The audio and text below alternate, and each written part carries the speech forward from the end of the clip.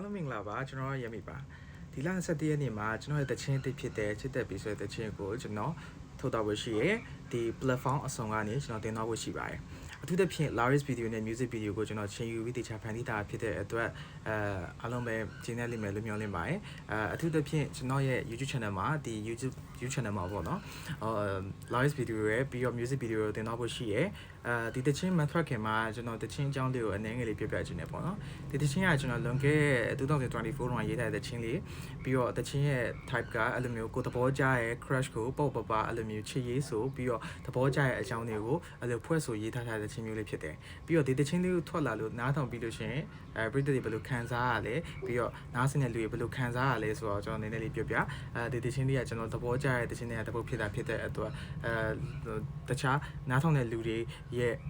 ဘယ်လိုခံစားရလဲဆိုတော့သိကျင်လို့အဲအကြောင်းကျွန်တော်နည်းနည်းလေးနားထောင်ပြီးလို့ရှိရင်လည်းပြောပြကြပါအားလုံးပဲ27ရက်နေ့ကြာရင်